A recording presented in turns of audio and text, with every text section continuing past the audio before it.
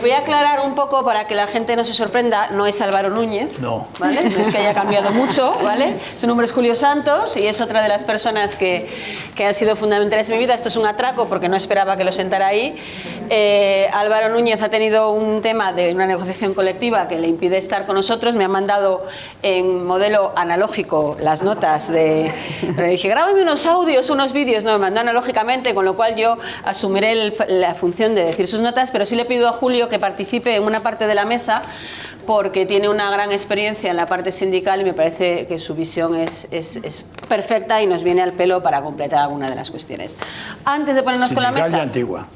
Sindical y antigua. Sindical y antigua, exactamente. Pero también muchas de ellas sigue siendo absolutamente actual. Como siempre vamos a poner el vídeo introductorio.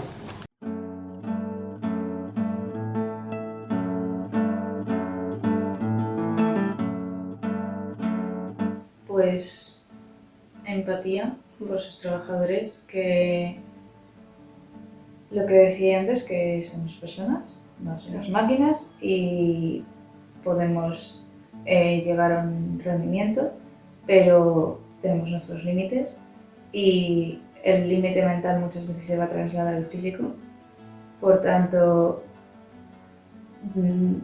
se debería de prevenir antes de que llegase a esos extremos.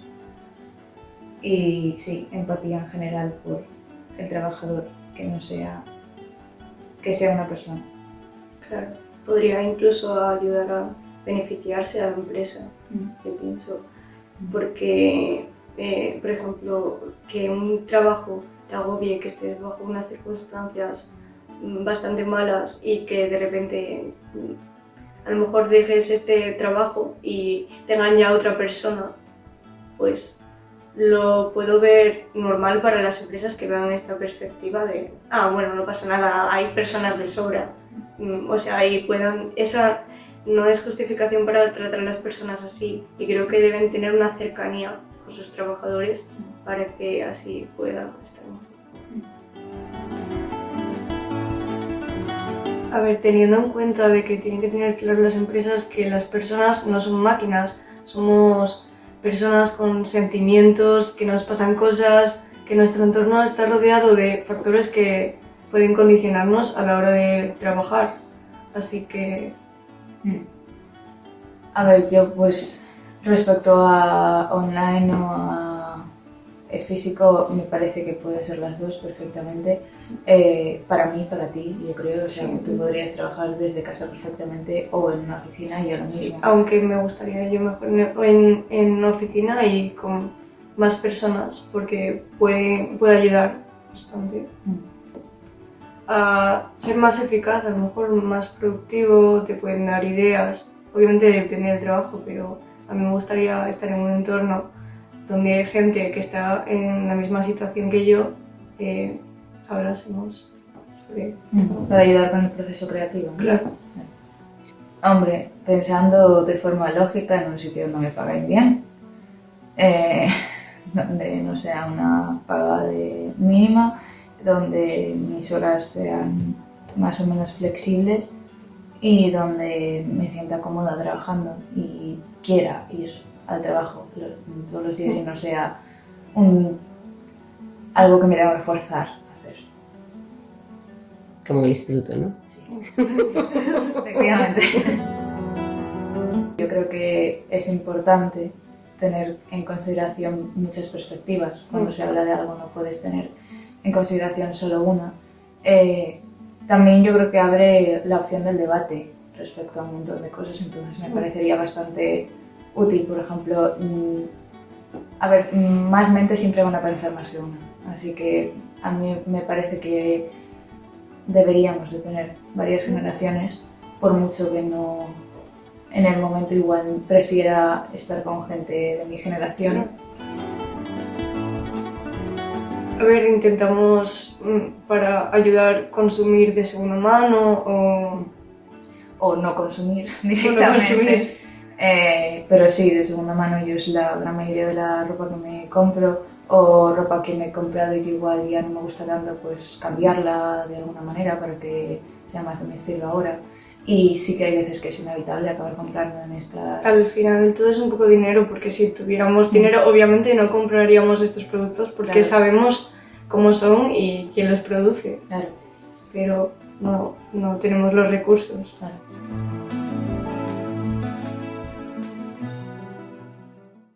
Bueno, aquí han salido varias cosas, ¿no? Han salido temas de convivencia intergeneracional, temas de valores también. Entonces, a mí me gustaría enfocar esta mesa más hacia las personas y sobre todo algunos riesgos que veo hacia tales futuros, pero también tenemos personas que nos van a poder contar su experiencia justamente en esta parte de la convivencia intergeneracional y las novedades, ¿no? Paso a presentaros Julio, como dije antes. Julio Santos es alegre y combativo, ¿no? Es una persona, yo conozco de muchos años, es abogado, ha estado colaborando, abogado de trabajadores, como especifica él, en el sindicato de comisiones obreras durante años, luego estuvo también en Fraternidad en la Mutua durante muchos años y bueno, y ahora todavía media en temas de conflictos colectivos y negociación colectiva. Muchas gracias, Julio. Sé que eso es un atraco, pero me interesa mucho cuando empecemos a hablar de esta parte que nos des tu visión. Si antes de eso tú quieres intervenir en cualquier momento, siéntete absolutamente libre. La segunda persona que tenemos aquí es Corpus. Corpus además repite porque los últimos espacios de reflexión que hicimos aquí estuvo aquí ella. También me une con ella una larga amistad, hicimos la licenciatura juntas, coincidimos trabajando para el mismo grupo de empresas y bueno, nos coincidimos en lo personal y en lo profesional, y ahora es la directora de Recursos Humanos y Comunicación y Responsabilidad Social Corporativa de un hospital en Denia y nos va a poder contar cosas muy interesantes en cuanto a estas prácticas de recursos humanos que tienen en cuenta la inclusión, no solamente de las generaciones, sino temas relacionados con género, etcétera, aparte de que su tesis en estas cosas nos puede contar cosas muy interesantes.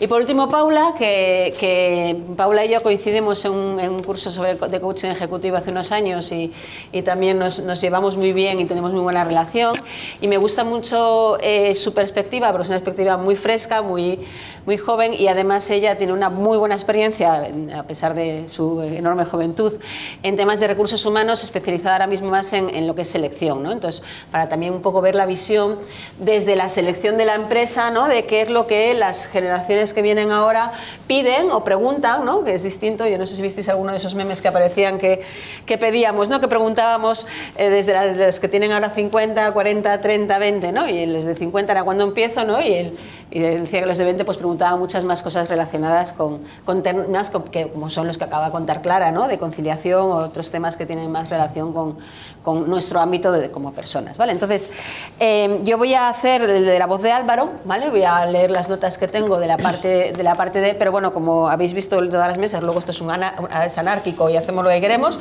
pues voy a ver si me puedo ceñir alguna de las notas y si no, pues no le daré y ya está, y vamos por partes, ¿no? Entonces, en primer lugar, yo me gustaría que comentarais vosotras, en todas, en femenino ya lo siento, pero sin mayoría de mujeres, somos todas personas.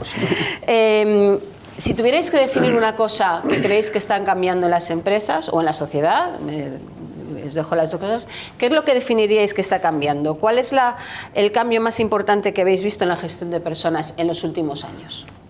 ¿A qué queréis empezar? Dale, Corpus. No sé, yo creo que está cambiando un poco la percepción, solo sé que no sé nada. Es decir, hay un cambio de paradigmas absolutos, ¿no? Lo hablabais en las mesas anteriores, ¿no? Lo que hacíamos antes ahora no nos vale. Y tampoco sabemos qué tenemos que aprender o qué nos va a valer para mañana, ¿no? Entonces, yo creo que eso es una cuestión que está cambiando mucho en la mentalidad de la gente. Nosotros, antes de la pandemia, un poco hilando, hacíamos un montón de empujones para que los profesionales aprendieran cosas diferentes colaborativamente, utilizando la red, ¿no? Oye, que el conocimiento ahora está en la red, que ya no es en las aulas, tú vas y te sientas y alguien que se supone experto te cuenta algo, ¿no? Lo que decía, o sea, me ha encantado tú de por qué no aprendéis vosotros, ¿no? Bueno, pues y llevas más razón que un santo, ¿no? Eso intentamos empujar para que se aprenda y dice, ¿y de qué? Digo, no lo sé. No lo sé de lo que tienes que aprender, ¿no? Pero aprende, relaciónate con los pares, bucea en la red porque el conocimiento está ahí, ¿no? Nos costaba mogollón empujar eso, ¿no? Y de hecho la tesis un poco que me decía, mi tesis va un poquito de esto, la terminé y la leí en plena pandemia, entre ola y ola, trabajo en un centro sanitario, con lo cual fue ahí chula, ¿no? Pero mientras estaba escribiendo las conclusiones de lo que había hecho en trabajo de campo antes, me estaba dando cuenta de lo que estaba ocurriendo la pandemia, que es lo que ha hecho, empujó por bofetón, por arrojamiento a todos los profesionales a tirarse como locos a las comunidades virtuales y a aprender de sus pares, estuviera en China, en Indonesia o donde fuera, alguien que supiera algo que le resultara útil para protegerse y para proteger y cuidar a los que cuidábamos, ¿no? Entonces yo creo que eso es un cambio importante en la mentalidad de los trabajadores ahora, de esto que hacíamos antes de tengo un puesto, me quedo aquí, a lo que aspiro es a una retribución y a una estabilidad y punto. Ahora ya creo que no nos vale a nadie, ¿no? Ni a ellos ni a las empresas, ¿no? No sé. Paula, ¿tú qué está cambiando? ¿Cuál es tu percepción? Pues un poco en la línea de Corpus, pero yo sí que he notado que a raíz de la pandemia el empleado nos ha empezado a decir cuídame. Sí. O sea, yo me quedaría con esto, en muchos sentidos, ¿no? Cuídame dejándome en casa cuando me tenga que quedar, no me obligues a ir a la oficina. Cuídame en el sentido de tengo que trabajar online y no tengo formación digital, dame herramientas para poder trabajar. Cuídame a mí y a mi familia, de qué manera puedo conciliar más con ellos. Y yo creo que es algo que realmente el empleado nos ha pedido mucho tiempo, pero que yo creo que o no hemos sabido escuchar, o no levantaban la mano por si acaso, o bueno, pues ocurrían muchas cosas, ¿no? Pero a raíz de la pandemia sí que yo sacaría esto a relucir como algo positivo, que además desde nuestro punto de vista nos ha permitido hacer cosas muy chulas. Y también otra cosa que hemos notado a nivel ya de cuidar al empleado en el entorno laboral es que si antes de la pandemia a lo mejor hacíamos programas a nivel global para todos sin tener en cuenta al individuo, pues eso también ha cambiado, ¿no? ¿Cuál es tu situación? ¿Qué necesitas? ¿No? Un poco lo que estaba comentando Corpus con respecto a la formación, y en base a eso, sí, yo tengo este programa, pero vamos a ver de qué manera yo puedo adaptarlo o qué punto de este programa podemos adaptar para que al final tú consigas el objetivo por el que has venido a mí, que al final yo estoy aquí para ti, ¿no? Entonces yo lo resumiría en esas dos cosillas. En esas cosas. ¿Os dais cuenta de que tú hablas de cosas y nos vamos todos a la pandemia, ¿no? Al final efectivamente, no sé si dentro de unos años nos acordaremos, la verdad, con la misma intensidad, pero sí es cierto que, bueno, a mí como soy de resaltar los lados positivos, dices, bueno, pues mira, si al menos nos ha servido para individualizar las necesidades, para escuchar mejor, para generar otras redes.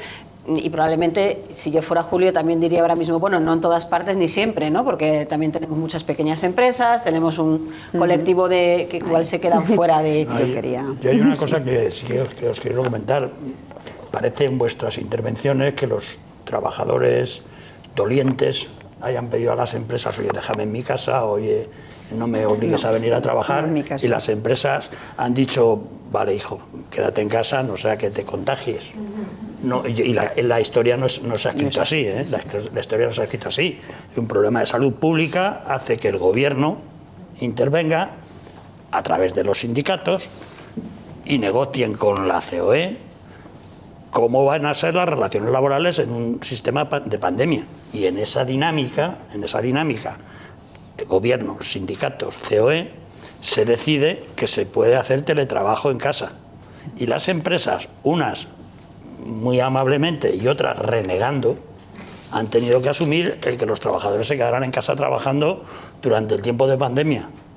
A raíz de la pandemia se está pactando, se viene pactando ahora, el que se mantenga el teletrabajo más allá de la pandemia, porque se ha visto que es una forma razonable de trabajar y que además no se rompe la productividad de las empresas, etcétera.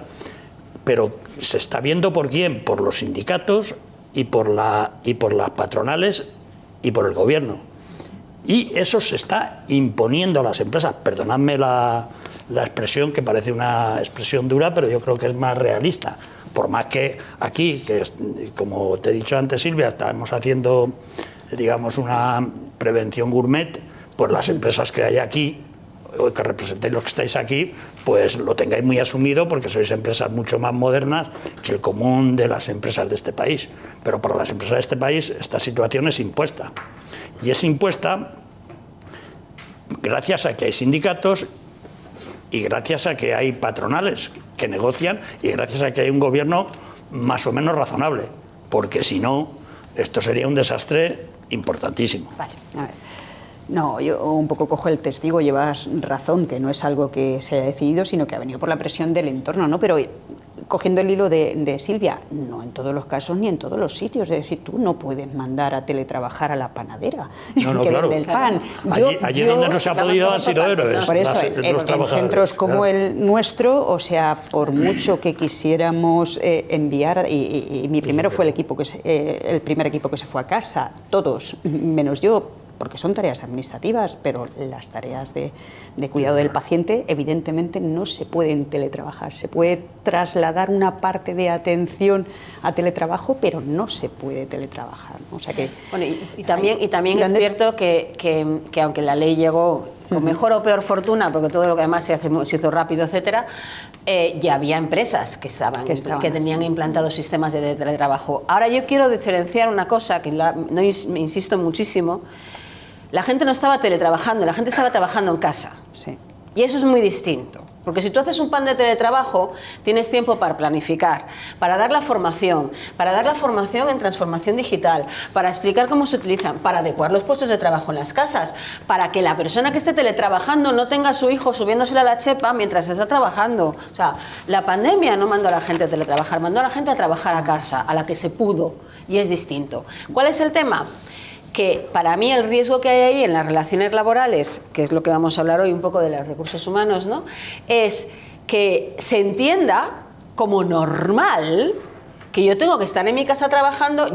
Hay algunas cosas en redes que a mí me ponen los pelos de punta. ¿No os visteis el otro día una en LinkedIn que era una tía trabajando, un tío trabajando, y al lado tenía de la propia estructura de su encimera de trabajo como una especie de ¿cómo se llama? Parvulitos, esos para los niños. Entonces ella estaba con el niño metido ahí en la jaula y yo decía, a ver, que nos estamos equivocando, que no se trata de esto.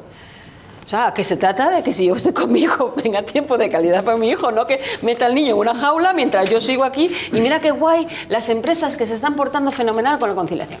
Eso lo hemos tenido que hacer en un momento puntual. Digo porque la tendencia normal de la identificación entre el trabajar en casa en unas situaciones muy malas y el teletrabajo, sí se ha podido cambiar los requerimientos de las personas, de algunas personas en empresas en las que se lo han abierto, pero ojo, no es lo mismo. Y lo mismo con los estudios. Yo noté una diferencia de cuarto de la ESO, primer bachillerato, brutal. De cómo, o sea, en cuarto el curso no lo dimos. Ya. Y en primero sí, porque había más tiempo para prepararse. Claro, porque Pues ya había habido una ocasión para prepararse, ¿no? Yo creo que un verdadero cambio de paradigma en esto es, o sea, con todo el desarrollo, no solo con la pandemia, el desarrollo de nuevas tecnologías es el paradigma de las relaciones laborales está cambiando. Es decir, el concepto de tiempo y lugar de trabajo se diluye.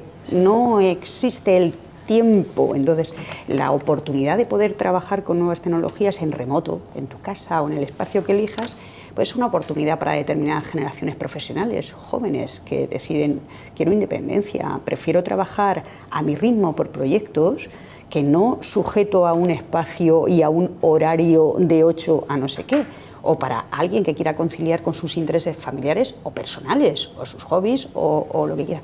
Pero yo creo que lo verdaderamente relevante es que la frontera entre espacio, lugar de trabajo y tiempo de trabajo se está diluyendo y los actores de ella, la patronal, los sindicatos, los propios trabajadores, seguimos negociando condiciones laborales o seguimos hablando de condiciones laborales con ese esquema de lugar y tiempo de trabajo estanco y definido. Creo que ahí tenemos una cierta necesidad de adaptación todos a ello, ¿no? O sea, ni en todos los sectores ni para todos los tipos de trabajo puedes definir cuál es tu tiempo de trabajo o no, ni para todas las generaciones. Hay una diversidad muy amplia en esto por empresas, por sectores, por tipos tipos de trabajo y por generaciones de profesionales que lo usan, y su concepto de conciliación es muy diferente a otros, y también por la propia dinámica de la reglamentación laboral y de la negociación colectiva que nos traemos entre manos, ¿no? Yo creo que ahí es un cambio que tenemos que ir viendo todos, y no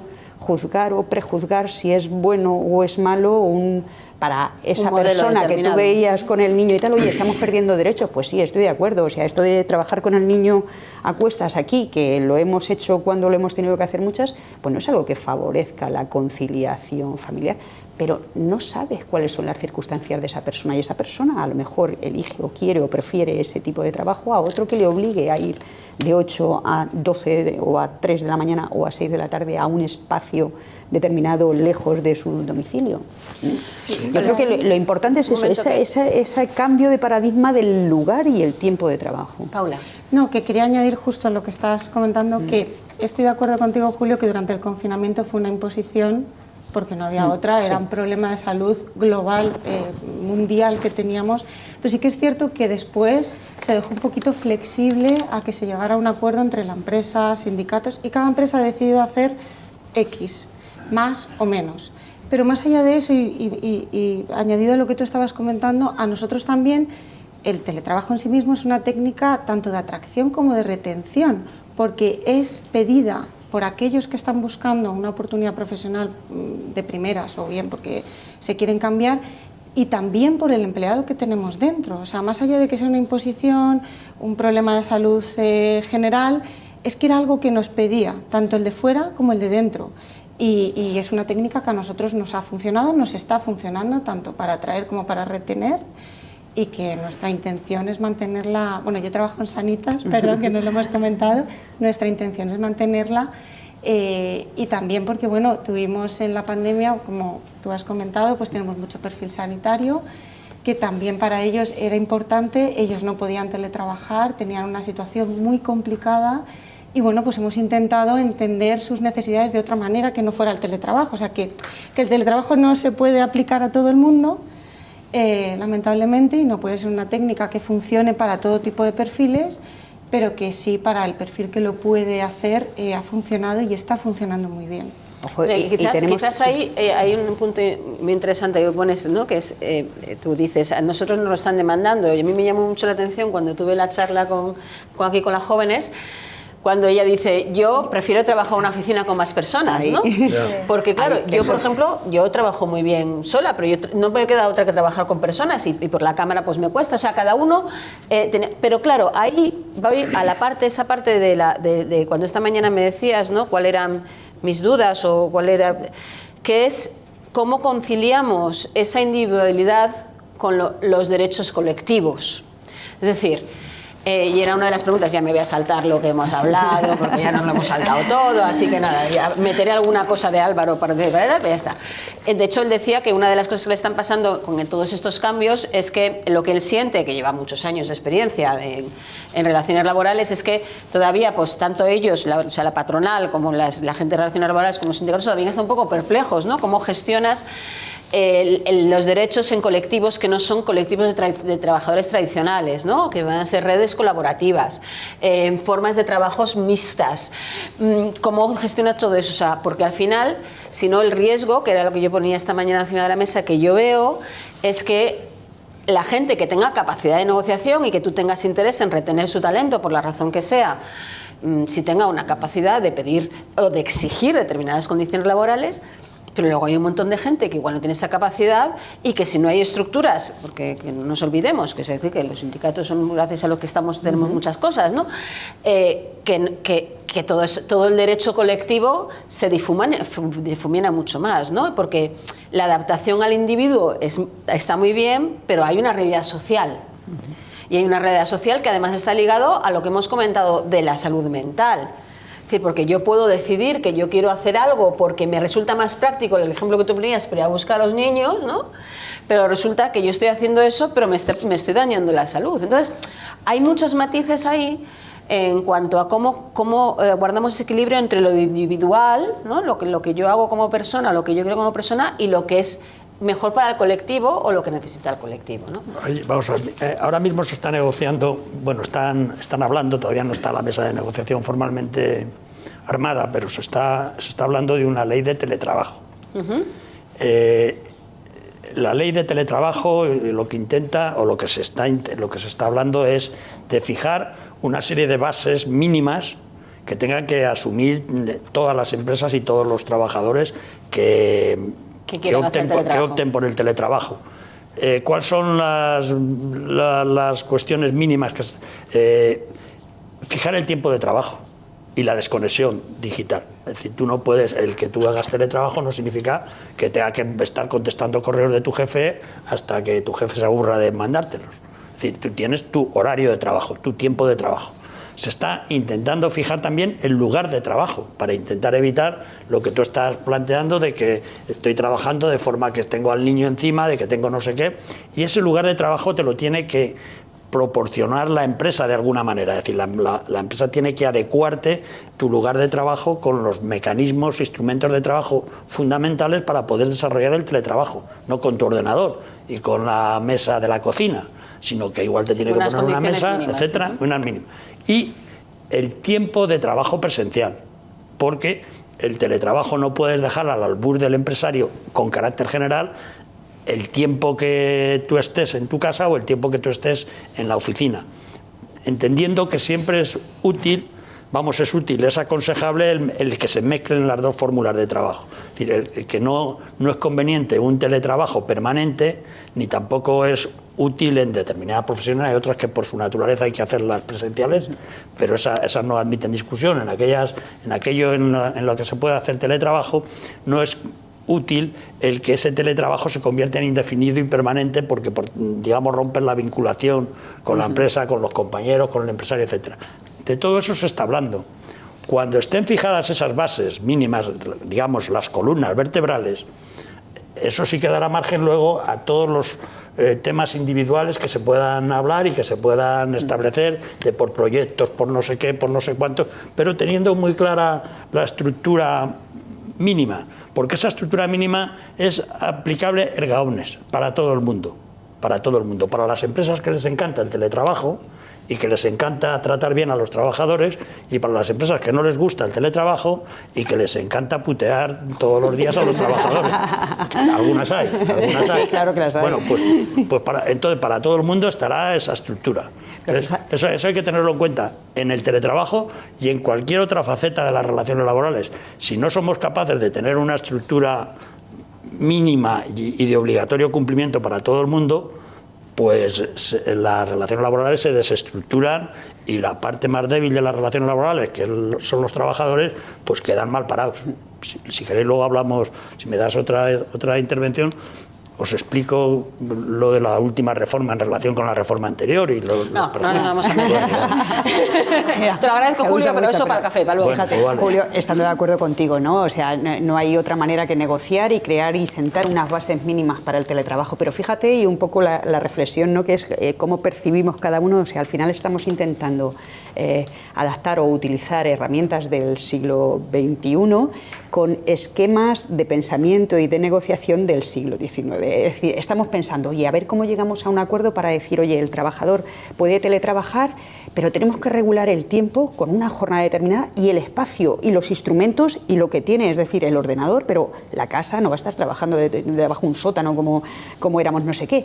Con lo cual, al final, lo que estamos intentando hacer es extrapolar el esquema, o sea, es como crear otro centro de trabajo en otro sitio, lo trasladamos a otro centro de trabajo, o sea, a su casa, ¿no? Entonces estamos, al final nos pasa con esto igual que con cualquier, claro, pero siendo un centro de trabajo, nuestro pensamiento y nuestra manera de negociar, de regular, de entender las relaciones laborales sigue estando en el siglo XIX.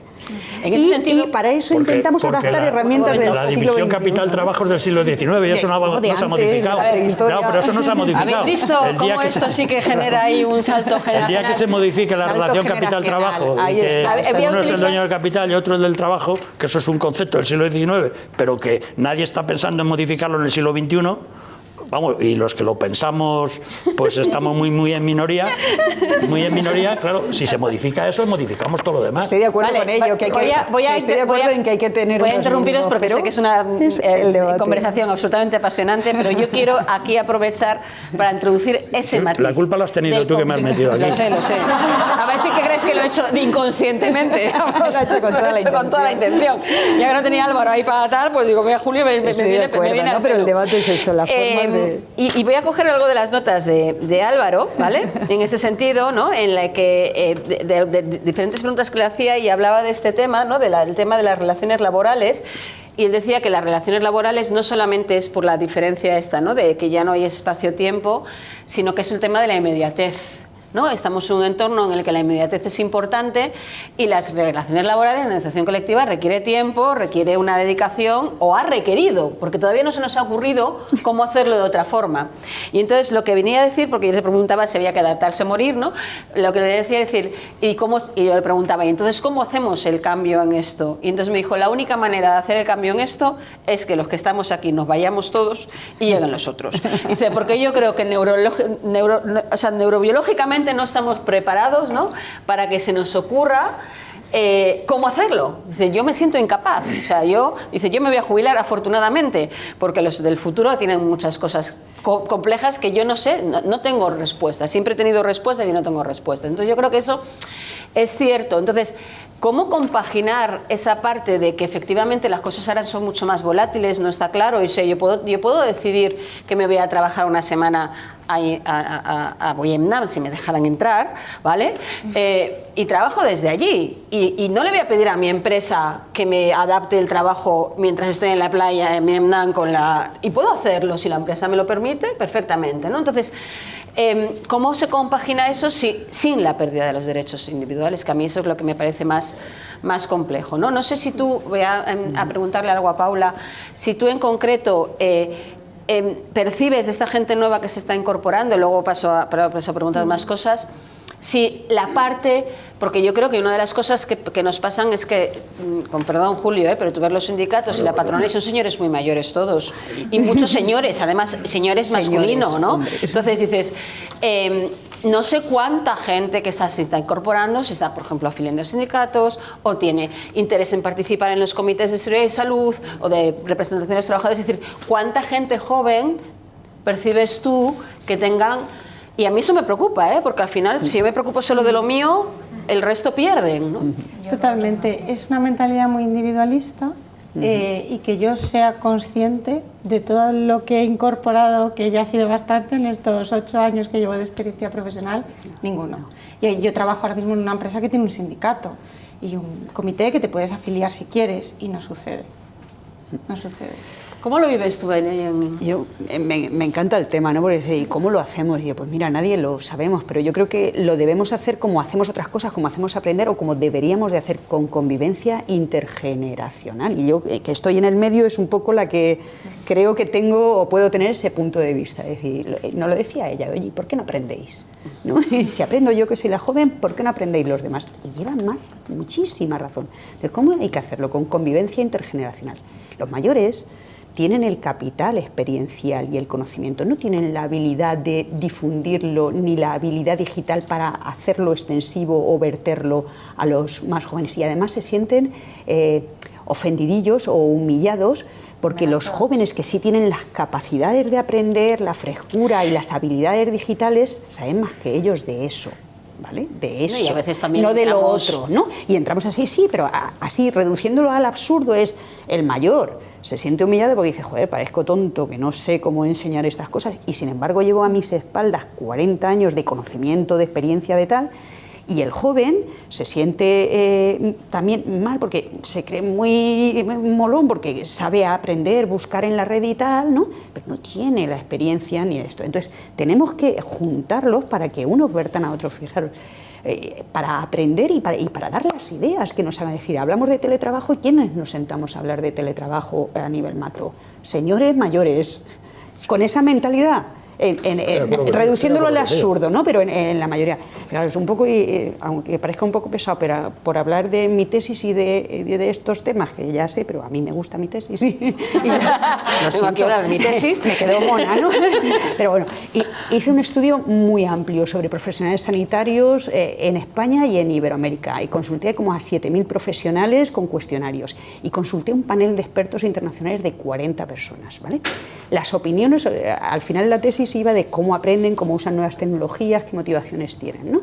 Era, por un lado, preguntaba a los expertos, por otro lado, observaba qué pasaba, y por otro lado, preguntaba a los profesionales, ¿vale? La opinión que salía de los expertos del panel Delphi, que eran señores expertos en su mayoría, una media de edad muy alta, porque claro, los expertos son personas que llevan mucho tiempo trabajando y a nivel internacional, y hombres, mayoría, ¿no? Los profesionales sanitarios son en su mayoría mujeres. Es una profesión eminentemente feminizada porque proviene del cuidado de otros, ¿vale? Al menos en la base, no en los puestos de responsabilidad. Los expertos opinaban de muchas cosas que el género no tenía ningún factor de influencia a la hora de usar nuevas tecnologías. Cuando sacabas las regresiones logísticas y los estudios de datos, pues te salía que en los países o en los contextos donde las brechas de género son mayores son los esfuerzos individuales de las mujeres por aprender y por utilizar las nuevas tecnologías. Cosas como esas. Incoherencias como, fijaros, se estudiaba cómo participan en comunidades virtuales, ¿no? Para verter este conocimiento, lo que decíamos, de cómo hacemos para que los mayores sean capaces de darles las ideas y el conocimiento a los jóvenes, y los jóvenes que puedan aprender de los mayores, pues utilizando la red, ¿vale? Ahí hay en esas comunidades virtuales de aprendizaje dos roles, de líder y de lurkers, ¿no? Los lurkers son los mirones, están ahí, pero ni participan, ni lideran, ni verten conocimiento, ni ponen ideas, ni tal, se benefician de algún tal. ¿Quiénes son los lurkers? Los mayores. Los mayores están ahí porque tienen reconocimiento social, porque la sociedad les empuja a estar ahí, a decir, enseñad a otros, verter vuestro conocimiento y tal, pero no participan. Los que participan y los que están diciendo pío, pío, decidme, enseñadme, son los jóvenes. Entonces, en negociación colectiva, en implantación de teletrabajo, en regulación normativa, debemos de aprender a hacer lo mismo y no quedarnos solamente con la visión de una de las generaciones o de uno de los géneros, e intentar poner en esas bases comunes para todos las ideas y los conocimientos, tanto de la generación que tenemos el conocimiento de lo que ha pasado hasta ahora, como de los jóvenes, que son los que tienen, los que van a tener que tirar del carro y los que tienen la frescura para decirnos qué es lo que está pasando en el 21. No, yo creo que eso es importante. Yo estoy de acuerdo con vosotras. Es decir, que los sindicatos están llenos de señoros y de viejos, y que estoy de acuerdo. Eso es evidente y es indiscutible. Ahora bien, el que estén llenos de señoros y de viejos no quiere decir que los sindicatos sean unas instituciones a extinguir. No, para nada. Mi tesis es la contraria. Hay que llenar los sindicatos, habrá que llenarlo de chicas y de jóvenes. De chicas y de jóvenes. Para lo cual exige, digamos, el que haya un consenso social de prestigio de la institución, no de los señoros que están ahí, sino de la institución, y valorar lo que hacen, lo que han hecho en el siglo XX y lo que están haciendo en el siglo XXI. Es decir, ¿qué hubiera pasado si no hubiera sindicatos con el salario mínimo interprofesional? Es decir, salario mínimo interprofesional que afectaba a 7 millones de trabajadores y trabajadoras, sobre todo trabajadoras, porque está en el sector, bueno, sabéis todos, porque no voy a darle más explicación. Bien, si no hubiera habido sindicatos, claro que no sí, se hubiera llegado a los 1.000 euros en el salario mínimo interprofesional, porque las patronales, que también está llena de señoros y de viejos, y nadie les dice nada. Sí, ya lo he dicho, desde el principio lo he dicho. Y nadie les dice nada porque los empresarios, con carácter general, son señoros y viejos, son señoros y viejos, y bueno, y forman la organización con mucha naturalidad. Bueno, pues mientras haya asociaciones patronales, como no haya sindicatos, hay un desequilibrio en el que van a salir perjudicados, sin ningún género de dudas, las chicas y los jóvenes. Y todos. Todos, todos, Julio, no, es un digo, tema pero sobre social. todo chicas y jóvenes, Todos. porque es la fuerza de trabajo más emergente, más puteada, entre comillas, o más fácil de putear Vale, hoy. y os voy a- Y chicos y medianos, es decir, Ya, o sea, ya, ya. totalmente de acuerdo en la existencia del Bueno, sindicato, pues, profunda defensora. Yo quiero dejar y claro por tanto, que Hanna, no hay métete duda. a un sindicato inmediatamente y Espera, pelea. A eso voy, yo estoy, como las generaciones de las que tanto habláis, propongo, yo estoy en el sindicato de estudiantes, Muy bien. estoy... Y cuando empieces a currar en comisiones. Y yo estoy, y he estado yendo a reuniones. ¿Qué pasa?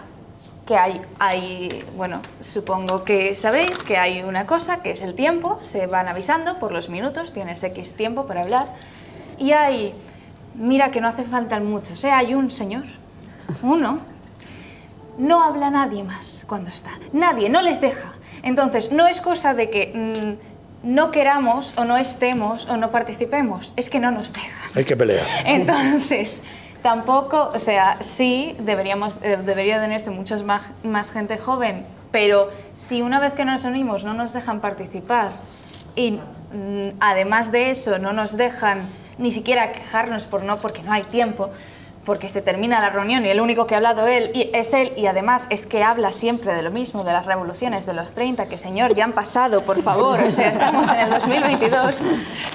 Entonces, y luego esto, un tema que sí, completamente de acuerdo, está lleno, también hay gente de mi edad, hay un montón de gente de mi edad que podemos hablar cuando no están. Entonces, no sé si es cosa de que desaparezcan o si es cosa de que nos dejen hablar, pero una de dos.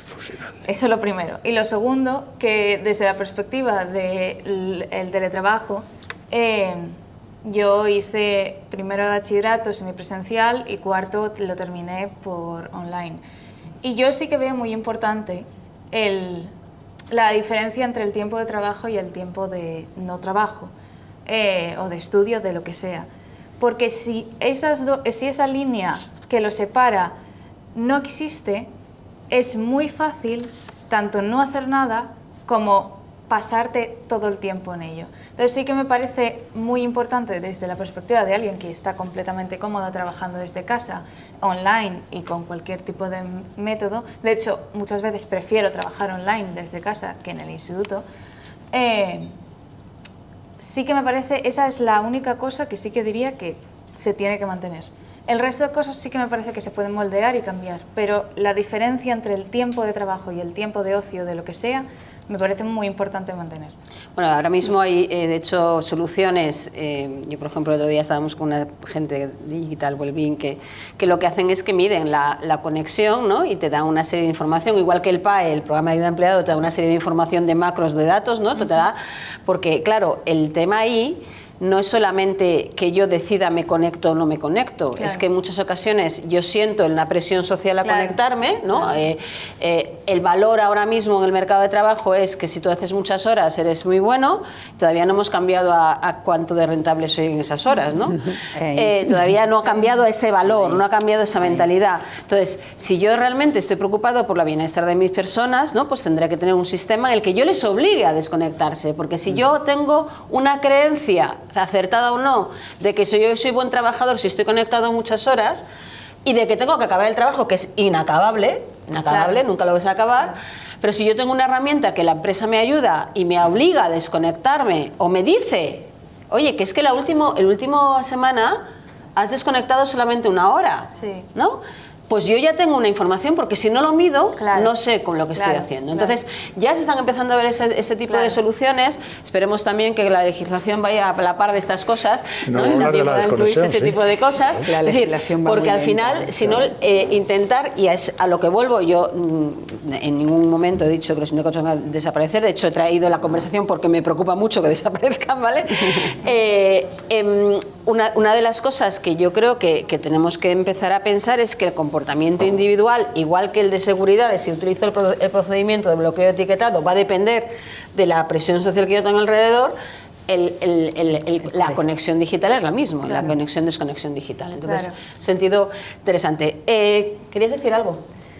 No, yo quería solamente preguntar, el tema de nuestros cuidadores, que lamentablemente no pudieron prevenir, no pudieron prepararse, sino que simplemente llegaron a ese momento en que tuvieron que enfrentarse al problema y que el sistema sigue sin ponerse al día porque les han sido superados. Sí. Entonces, ¿qué podéis hacer vosotros como servicio de prevención para, primero, para ayudarles? Porque muchos de ellos están traumatizados y tienen grandísimos problemas. No hay dinero para contratar otro personal, con lo cual tampoco puedes permitirles que ellos vayan y se curen porque se necesitan. Y la desatención que hemos sentido nosotros de una persona con fiebre o con problemas bronquiales que no la podían palpar, no la podían mirar. ¿Cómo es que desde un servicio de prevención se puede ayudar al personal si no hay medios económicos, y de qué manera vamos a poder normalizar? Qué buena pregunta y bien. Y qué dilema y lo que nos traemos entre manos, ¿no? Yo oí hablar al compañero de atención primaria de Madrid. Yo no soy técnico de prevención, yo tengo la responsabilidad de recursos humanos, sí que cuelga de mí el tema de prevención. Los profesionales sanitarios están exhaustos, están absolutamente exhaustos, ¿vale? Y no es un problema de que les obliguemos a trabajar. Es que no hay profesionales, no hay manos de obra, no hay cabezas, no hay ojos que puedan cuidar. Entonces, entre el cuidar al profesional, que hay que cuidarlo, o sea, a mí al principio de la pandemia teníamos gente que la mandábamos a casa por sensibilidad y me decía, no, Corpus, no me voy a casa, o sea, estoy aquí. Se generó un sentido de la responsabilidad bestial. Pero al final tienes el dilema entre el cuidar o hasta dónde llega el cuidador y la población a la que atiendes, que se están muriendo. Que yo soy responsable del cuidado de 1.400 profesionales y de 140.000 personas en mi área de salud, ¿vale? Y no hay profesionales, lo hablaba, no sé quién lo comentaba también, creo que Terol, respecto, no vamos a tener médicos especializados suficientes para abordar hasta dentro de no sé cuántos años, pero enfermeras tampoco tenemos, ¿no? Entonces, están absolutamente exhaustos. ¿Qué hemos hecho? Lo que hemos podido, entre todos, lo que hemos podido. Y sobre todo también porque mediáticamente parece que la pandemia, bueno, ya hay el Ómicron. No, la primaria ahora mismo con el Ómicron está absolutamente saturada. La gente de la primaria está saturada, ¿no? Y es aún cansa. Hemos hecho lo que hemos podido. O sea, hemos mandado a equipos de contingencia a casa para que se cuidaran de sensibles y que nos llamaban a la puerta para decir yo quiero volver, yo quiero aportar, yo quiero estar ahí. O sea, gente mayores de 60 años, embarazadas, diabéticos y tal, dime qué hago, cómo, dónde me remango y cómo me pongo, ¿vale? En las primeras fases y en las más agudas pues pusimos sistemas de apoyo psicológico a los profesionales como podíamos, online, hicimos programas. Nosotros habíamos sentado las bases también bastante antes porque teníamos desde hace muchos años programas formativos en el desarrollo de habilidades de resistencia al estrés, de comunicación, de priorización, pero claro, una bomba como esta, por muy preparados que estén, siempre afecta mucho. Tuvimos programas de apoyo psicológico, online lo que pudimos, cuando la situación estaba más jorobada y nos llegaban la gente está mal, pusimos apoyo psicológico personalizado y anónimo, porque ahí se ligaba también mucho la idea que apuntaba Silvia antes de, si estoy mal es que no valgo, ¿no? Aquí tengo que ser el fuerte, ponerme la capa del superhéroe y pase lo que pase, no caigo, ¿no? O sea, si no caen mis compañeros, no caigo yo tampoco. Lo pusimos personalizado y anónimo para que ni siquiera nosotros supiéramos quién demandaba de ese servicio y por ese tabú del flojo o el no flojo, y realmente se usó muy poco porque yo creo que la gente tiene su propia jaula de decir, no, yo puedo con esto y tiro para adelante con ello, ¿no? Y eso es lo que estamos haciendo y lo que podemos hacer. Bien, es verdad que he de deciros también que en nuestro caso pasamos hicimos evaluación de riesgos psicosociales en el año 2017 aproximadamente. Hicimos evaluación de riesgos psicosociales a primeros del 2021, en nuestro caso, en la mayor ola de incidencia del virus en nuestro departamento, ¿no? Porque la primera ola no nos pegó mucho, no colapsamos, pero desde las navidades del 20 al enero, febrero del 21, para nosotros fueron los picos de mayor saturación hospitalaria. Y ahí hicimos encuesta de evaluación de riesgos psicosociales. No puedo ser optimista porque una encuesta de evaluación de riesgos psicosociales en hospitales donde se trabaja a turnos nocturnos, donde hay preguntas donde si las decisiones que tomas tienen repercusiones para otros o si tu trabajo te obliga a trabajar bajo presión o con urgencias, y es así, siempre sale un resultado de carga mental y de estrés alto. he de deciros que la encuesta de evaluación de riesgos psicosociales que se hizo en pleno momento de la pandemia, en los resultados de carga mental y demás, la gente participó muchísimo más. En la primera apenas hubo una N sustanciosa, y los resultados de carga mental y de estrés eran, si no mejores, iguales, y en muchos de los ítems mejores que los que había habido en el 2017. ¿Esto qué quiere decir? Que el concepto de carga mental o de estrés que tenían en el 17 y que valoraban como, estoy muy cargado mentalmente, en la pandemia se había incluso pulido. Imaginaros con lo que estábamos viendo, ¿no? O sea, la capacidad o la percepción que habían tenido los profesionales era diferente. Entonces, hacemos evaluación, intentamos poner todas las medidas preventivas, intentamos reforzar donde se puede, pero podemos hacer poco más, y no por no querer poner recursos, es que no los hay, no los hay para ponerlos. Bueno, pues para acabar sí. Yo quería hacer una pregunta, bueno, dos en realidad, a ver qué visión tenéis tanto desde el punto de vista de la empresa como Julio, la que nos puedes transmitir desde el punto de vista de la negociación colectiva, en cuanto a cómo se gestionan aquellos puestos de trabajo en relación al tiempo y el espacio que hablabais antes, que no son estándar. Si nosotros ahora nos vamos a Barajas, nos vamos a encontrar un montón de gente trabajando pues, en una silla, en una mesa, que no están ni en la oficina ni están en su casa. No entrarían dentro de lo que conocemos como teletrabajo. Eso por un lado. Y luego la segunda, un poco en relación a lo que Silvia comentaba antes, si consideráis, o hasta dónde consideráis que es necesario la limitación del tiempo. Y si eso puede hacerme sentir a mí como trabajador como si tuviera 3 años, que alguien me tenga que apagar el ordenador o que haga que explote a una determinada hora. Bueno, vamos a ver, en relación con la forma de organizar las limitaciones, os voy a contar un ejemplo. Yo ayer estuve en una mediación, ha dicho Silvia que me dedicaba a mediar en conflictos laborales, estuve en una mediación porque se había atascado el convenio de transporte por carretera. El convenio de transporte por carretera afecta a 200.000 trabajadores y afecta pues, a los camioneros, a los conductores de autobuses, etcétera, etcétera. Y el motivo del atasco era porque estaban discutiendo la ampliación del ámbito funcional del convenio para meter en ese convenio a los mensajeros y a los riders. 2 colectivos muy importantes, emergentes. Bueno, los mensajeros no tanto, pero que han estado desregulados totalmente, y los riders, porque ha sido este año, en plena pandemia, cuando han sido laboralizados, para entendernos. Y eso les había atascado el convenio y fueron a la Fundación SIMA para intentar desatascarlo. Las 2 partes estaban de acuerdo en que había que ampliarlo. Es decir, reconocían el problema y habían que ampliarlo, y en lo que no se ponían de acuerdo era, en primer lugar, en qué organizaciones patronales tenían que estar ahí representando a esos colectivos, porque las patronales clásicas no lo representan, no estaban asociados ahí, habían aparecido un par de ellas, etcétera. Ese era uno de los problemas. Y otro de los problemas era cómo se compaginaban esas condiciones con el clásico convenio de transporte por carretera que lleva funcionando 20 años y que es un convenio marco, y de él cuelgan 52 convenios provinciales. Bueno, pues ¿cómo metemos a este tema? Compleja la situación, llegamos a un acuerdo que no resolvió el problema, pero que les ayudó a seguir negociando para que ellos puedan en su día llegar a un acuerdo, pero nos da una idea de cómo las partes, el sindicato de señoros y la patronal de señoros, abordan estas realidades nuevas, porque las abordan porque son realidades nuevas que les escuecen a ambas partes. Y por tanto dicen, bueno, tenemos que regularlo, porque si no estamos metiendo el dumping en nosotros mismos, en nuestro sector.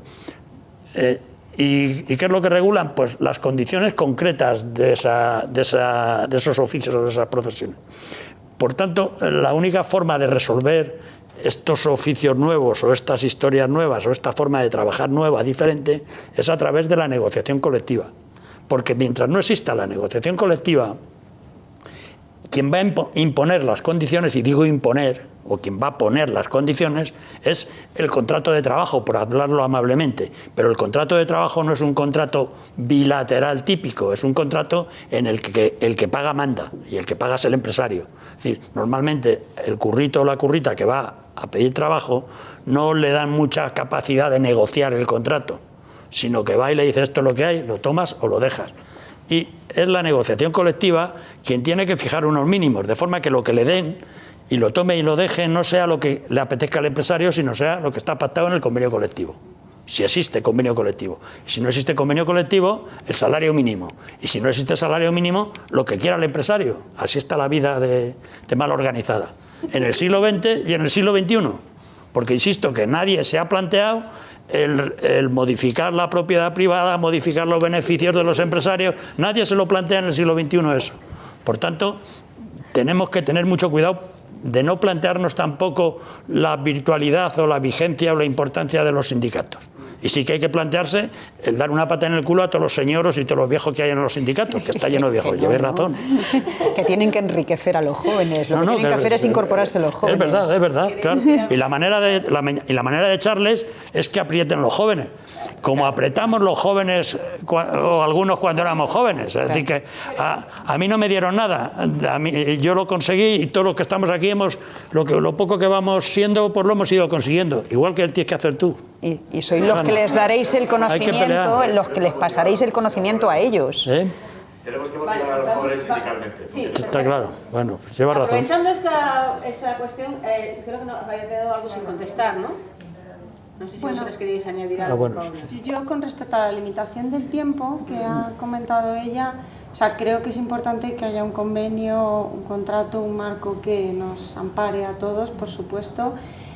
También una herramienta que te pueda decir hasta aquí llevas esto y demás, que la propia persona a su vez diga, oye, sea egoísta, que Hanna, antes tú lo has comentado, yo creo que la generación que viene de tu edad, incluso un poquito más, es de ese estilo, o sea, es decir, sois egoístas con vuestro tiempo personal, cosa que otras generaciones no lo hemos sido ni lo han sido, y eso se nota mucho pues cuando entrevistas a alguien en sus preferencias de búsqueda de empleo, ¿no? Y luego en el día a día en el trabajo, en el presencialismo que hemos vivido todos, en el me quedo 20 horas aquí porque creo que me van a valorar más, dejando mi vida personal a un lado, cosa que eso es una cosa muy positiva que tenéis vuestra generación y que tenéis que defenderlo hasta la muerte. Pero dicho eso, creo que la limitación del tiempo, además de todo esto que acabo de decir, creo que también una parte importante radica en tu responsable, ¿no? En el responsable que tengas en el día a día o en tu jefe directo, si me apuras, ¿no? Yo creo que él marca mucho las pautas de tu día a día, independientemente de que haya una norma, un marco común que nos ampare a todos,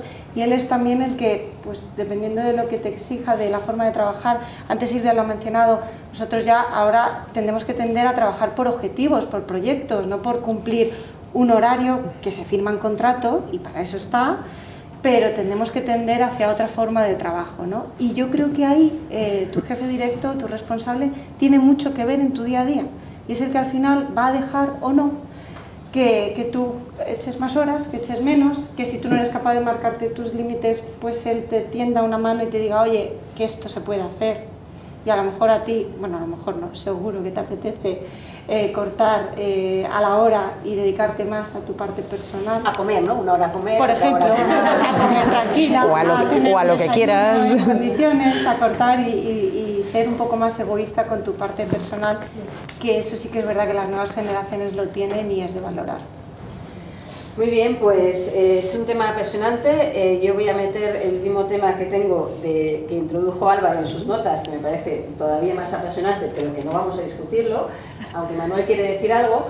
Sí, puede ser, sí. Muy rápido. Nada, no, es que llevo todo el rato pensando en el tema de la conexión digital, pero yo creo que existe un momento actual en que tenemos dependencia para la conexión. Yo veo a los jóvenes, mis hijos, que no encuentran empleo jamás, y me pasa a mí en el trabajo. Yo teletrabajo, por supuesto, como casi todos aquí. Confieso, teletrabajo. ¿Sí teletrabajas? Sí, yo soy teletrabajador. Y entonces hay una cosa que está emergiendo, y es un tema que podríamos incluso en el futuro verlo, existe el síndrome de que me pierdo.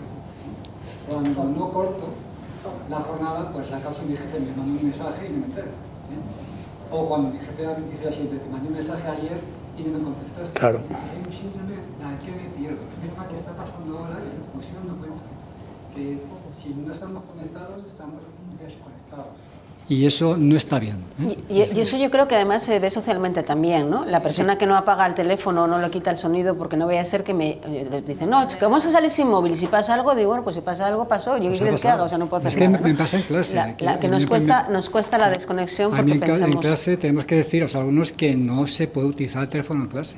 Ha sido un tema que hemos tenido que cambiar la cultura del alumno, siempre conectado. O sea, en clase no hay móviles. Y si es algo urgente, cuando acabe la hora de clase llamas, pero no tienes que estar siempre conectado. Entonces hay un tema ahí que podríamos ver en el futuro, que siempre está conectado por si acaso. Yeah. No es así. Esa dependencia, ¿no? De la conexión, porque mientras estoy conectado soy, ¿no? Y si me desconecto ya no soy. Nos hemos olvidado de que somos iguales, ¿no? No necesitamos estar conectados. Salvo que el convenio colectivo diga que no puedes estar conectado. Bueno, pues en las notas de Álvaro introdujo un tema muy interesante, que me parece que es digno de mención, que dice: todas las preguntas, que no os he dicho sus respuestas, pero bueno, nos ha venido al pelo la participación de Julio, han sido contestadas desde la perspectiva de las personas. Pero ahora mismo, de cara a las relaciones laborales del futuro, hay otros aspectos a analizar desde la perspectiva de negocios o nuevas áreas funcionales, que afectando a las personas, obviamente, porque hablamos del trabajo, se deben analizar desde la perspectiva de la tipología del trabajo. Y se refiere a las relaciones laborales en el metaverso. Hostias.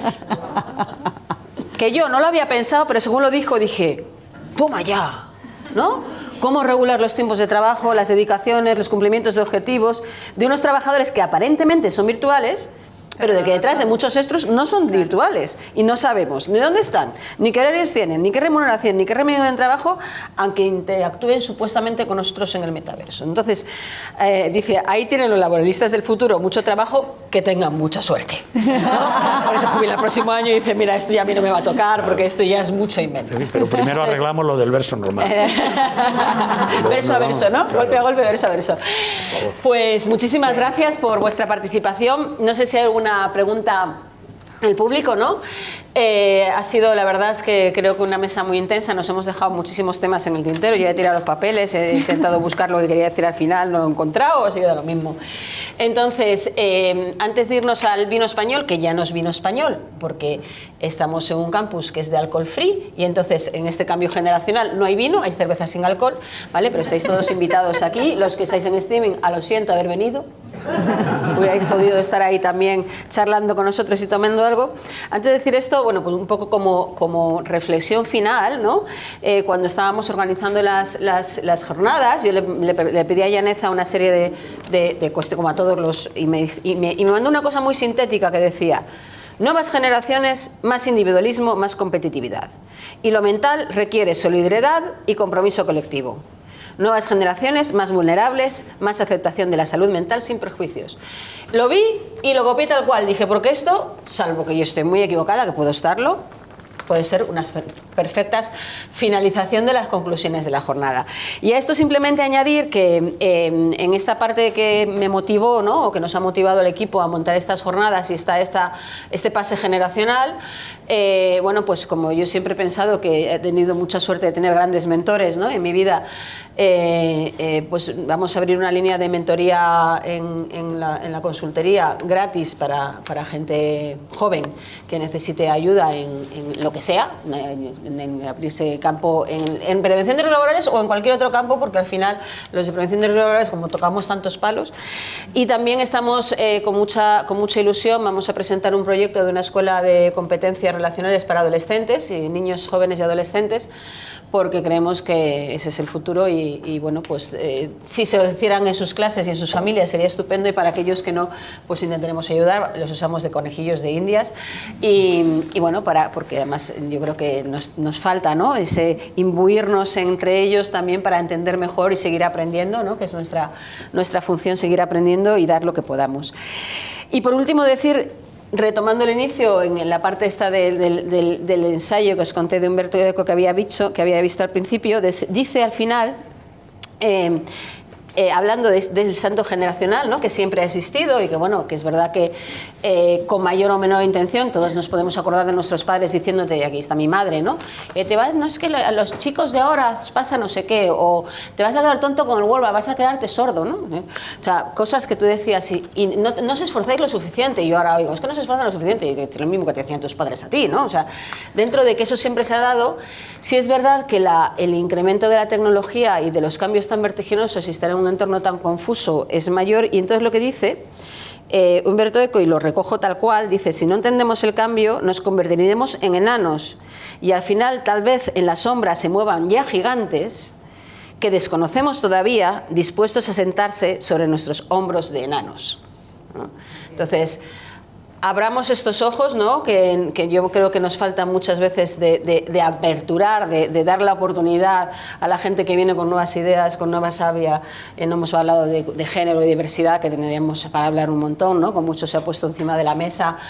Tenemos muchas cosas que hacer y nosotros, si queremos sostenerlos, tendremos que aceptar, ¿no? que igual en esto hay muchos gigantes que no los estamos viendo y que esta comunicación fluya mejor, ¿no? Así que, nada, por la vida y muchísimas gracias a todos.